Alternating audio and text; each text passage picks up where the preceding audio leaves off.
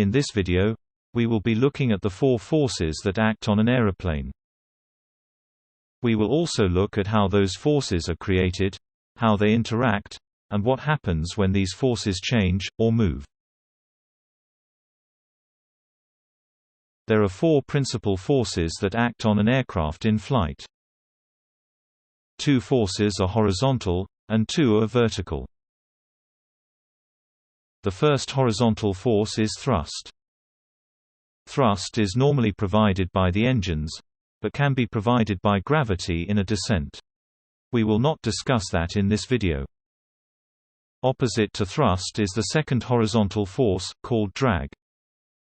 In level flight and steady speed, drag is equal to thrust, so there is no acceleration or deceleration due to the forces being opposite and equal. If thrust is greater than drag, the aircraft will accelerate.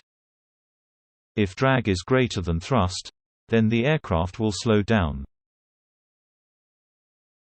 The first vertical force is lift. Lift is created by the wings. The second vertical force, and opposite to lift, is the aircraft weight.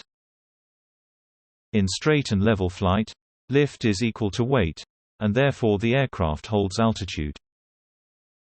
If lift is greater than weight, the aircraft will climb. Conversely, if weight is greater than lift, the aircraft will descend. In a perfect design, all 4 forces originate at the center of gravity. As discussed previously, thrust is provided by the engine. Thrust is a basic principle. An engine provides thrust by the reaction created from pushing air opposite to the direction of required travel. This can be done by jet exhaust, or propellers. Drag is the opposite force to thrust, and is the force that tries to slow the aircraft down. There are many types of drag, but for simplicity, they can be placed into 2 headings. The first heading would be parasite drag.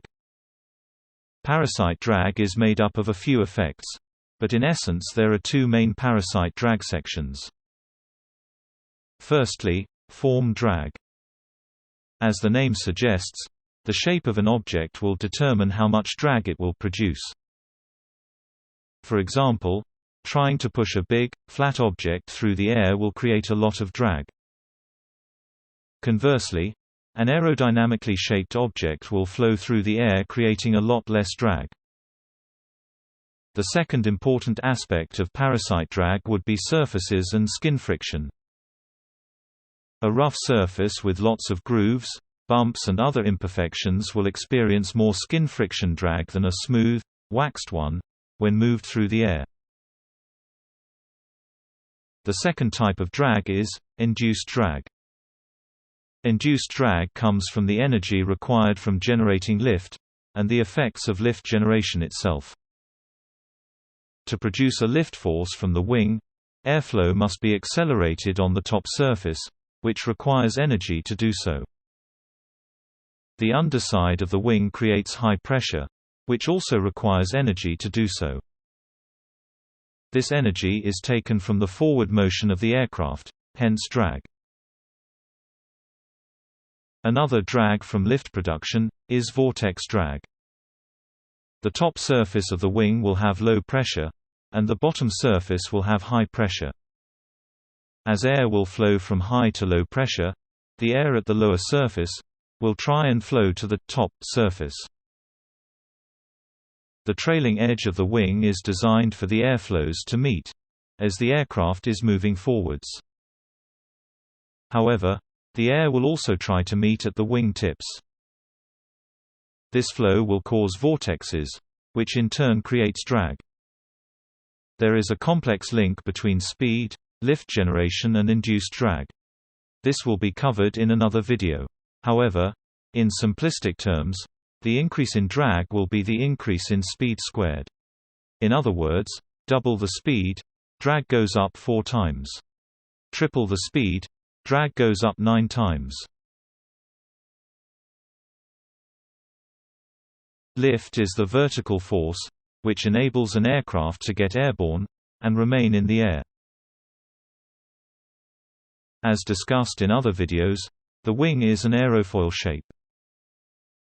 When presented to the airflow, this shape will produce lift. We will try and describe this simply.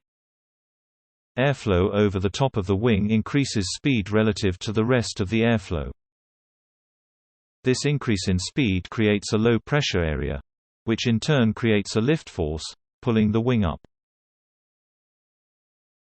The airflow below the wing slows down. This creates a high pressure area, which in turn creates a lift force, pushing the wing up. The overall lift creates a lift vector, which acts from the center of pressure. Again, there are complex relationships with lift. However, in simplistic terms, the increase in lift will be the increase in speed squared. In other words, double the speed, lift goes up 4 times. Triple the speed, lift goes up 9 times. The weight of an aircraft includes the weight of the aircraft itself, any passengers or cargo it carries, and of course, fuel. As fuel burns, the aircraft reduces its weight. As it does, less lift is needed, which means that less induced drag is created, and therefore less thrust is required to hold speed. Less thrust means less fuel burn. As we previously discussed, the 4 forces on the aircraft should ideally be designed to be in the center of the aircraft. This is not always possible, and considerations should be taken with regards to the effects. For example, engines on a modern passenger jet are often located underneath the main wing. This means the thrust line from the engines is set below the center of gravity, which forms a force moment, or turning effect. This turning effect uses the center of gravity as a pivot point, and the resulting moment tries to pitch the nose up. This coupling is a known issue, and pilots must counteract the tendency of an aircraft to pitch up when adding thrust. In more modern aircraft, fly-by-wire or compensation systems compensate for this. Another example is the effect of lift changes, particularly when flaps are used. How flaps work is part of another video, but put simply, extending flaps effectively changes the shape of the wing. This in turn moves the center of pressure, which is the point the lift force acts from. As the lift force moves away from the center of gravity, it, too, creates a force moment, which tries to push the nose down. As with thrust, more modern aircraft have fly-by-wire or compensation systems to compensate for this. In this video, we looked at the 4 forces that act on an aeroplane.